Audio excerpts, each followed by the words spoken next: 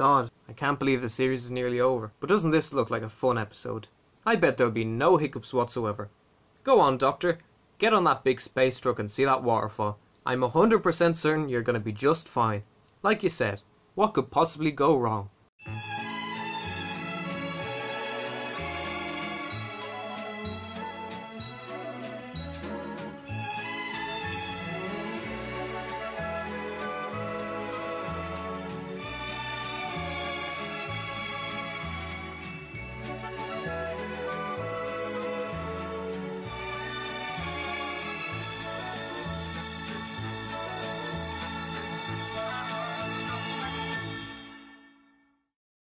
Come on. We all thought it was going to start like that. The music, the light-hearted banter. You think Russell T Davies was running away with himself? Again. But Midnight, episode 10 of 13, is far from a frivolous example of science fiction. Inspired by Star Trek The Next Generation's episode Darmok, and written in 3 days, it's a disturbing, absolutely fucking terrifying look at the unknown and how humans let their hatred and fear of it overrule their normally rational minds.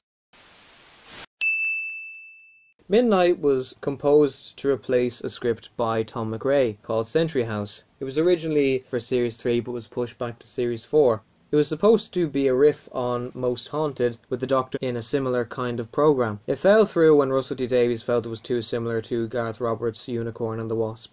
Although I would be interested to see it adapted as an audio or a book, I'm perfectly content Midnight's psychological horror and challenge replaced it. One of the 2 smaller episodes of Series 4, the other one coming straight after it, regardless of the few fleeting CGI shots of the beautifully realised Down Planet, the action centres around one set and a handful of actors, some of which you'll recognise from other things like Colin Merlin Morgan, Dan from Mount Pleasant, and the son of Patrick, David Troughton, who was previously in Doctor Who as King Peladon and a soldier in his dad's final story. He's also an uncredited extra in Enemy of the World, but I couldn't find him in it, so I didn't bring it up in my review. And in case you're wondering, he is not related to director Alice Troughton, who gives the episode so much claustrophobia and plausibility. However, a point must be dropped for the editor, who forgot to put in the background when David says his ironic line. Supposedly it's fixed on a few showings, but not on the DVD or Netflix. Even though we're stuck with a one-off group of people, you get to know them as the episode begins. Biff, Val and Jethro, the husband and wife and moody son with funny names, the hostess, Professor Hobbs stuck firmly in his beliefs, and his precocious student, Dee Dee.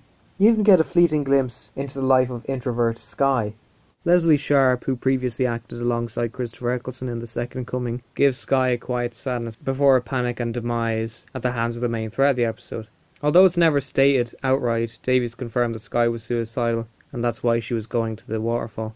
It is implied in the episode though, as she gets impatient when the vehicle stops. What Russell does so cleverly with these people is that he pushes them to their breaking point when confronted with something frightening. The niceties previously shown dribble off their faces like beads of sweat. They do not want the self-superiority the Tennant's Doctor displays, demanding his name. The character was always intended to be, and has always been, an authority figure, so it's fascinating to watch Tennant's Doctor fight to control the finger-pointing mob, standing between the humans and the entity. On the subject of which I should say, the Midnight Monster has to be the scariest Doctor Who creature ever, and if not, it's up there, for the simplest reason that we never see its true form. Claude the mechanic sees a shadow, and just as the shutters come down, he glimpses it running towards them. We don't see it. He does, but we don't. Not even on the viewing where he can recite dialogue word for word. We don't know how it survived on a planet with extonic sunlight. What a gloriously 60s name that is. And we don't know if it actually died, or if it's still out there. Wow, that'd keep you up at night. Pure behind the sofa material, and a lot of that is down to Leslie Sharp's performance, which is amazing. First it copies the passenger's words, turning a wind-up into something extremely disturbing, then synchronises their speech, and when it sees the Doctor in control, it decides to break him down, copying his voice and his voice alone, and then nightmarishly stealing it, forcing him to repeat after her, and convincing the other passengers that it has possessed him now. Good God, Russell, this is shit your pants scary. I've heard a criticism before about the episode where they say how easily led or stupid the humans were that they were going to throw the Doctor out of the Crusader, especially when the creature in Skye's body acts very strangely. The rest of the passengers don't know Skye very well. Or they didn't. They heard her give out and scream when the monster came knocking, but she didn't talk to many people, except 10, but that didn't last very long, did it? Since we don't know how powerful the creature is, one could assume that it has some sort of telepathic influence over them, removing their self-control, which is backed up by what Skye says about it creeping into your head and whispering. Hobbs shouts at Dee Dee, telling her she's beneath him. Val roars her head up, and Jethro is reduced to a conflicted mess of a young man. As well, they can't see the Doctor's petrified expression, which is pointed out in Russell's script. Also, you have to think they're in a crisis situation, so of course they're going to act without thinking. I'm sorry, but that's human nature. People will do that. It's not nice, but it's real. When I think of the Midnight Monster, all that mystique wouldn't work without Leslie Sharp, who has the biggest task as an actor and is the most valued player in the whole shebang. She has to stay catatonic, repeat all the lines without fail, and get across the alien nature. She does it impeccably. The scene where she turns around is a haunting moment. You know right there and then she's not Skye Silvestri anymore. Her eyes are so evil. Praise to the ADR people too for doing a fantastic job in post-production that would have given most people a heart attack. BAFTA deserved. The climax of Midnight is on a grand scale emotionally. The look on David Tennant's face as he is forced to repeat Skye's words, stolen from his own voice, will stay with you for the rest of your life. He gets more and more distressed with each word, as he's heaved off the floor to be thrown out into the poisonous landscape. Dee Dee is silenced, Jethro is a wreck, goaded into helping them, but the hostess in the background is the last one listening. Before she was unsympathetic, resentment kept underneath a presentable exterior.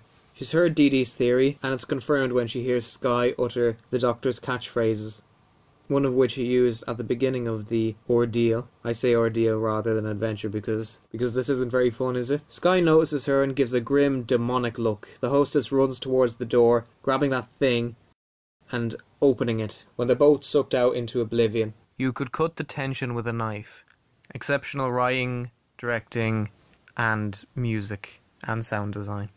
When it's gone, the humans are left to live with their own dark intentions, with the knowledge they nearly killed an innocent man, let a dangerous new creature loose. The Doctor as well is shaken. You'll notice the eerie silence as they're about to be rescued is a melancholic contrast to the fun and friendliness before the Crusader 50 broke down, in the middle of nowhere.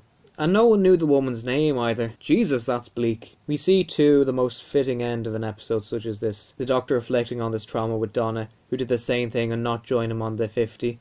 Because she was off filming Turn Left at the time. And even though I thought I would when I first watched this, the absence of Donna does not have any negative impact on the story. The Doctor says molto bene, and Donna playfully repeats after him. The Doctor says don't do that, which he always says, but this time, because he's never going to listen to any repetition the same way again, it's firm, because the events on Planet Midnight aren't going to leave him anytime soon. It's the episode in a nutshell. Starts off fun, but ends on a low, shaken, disquietant feeling.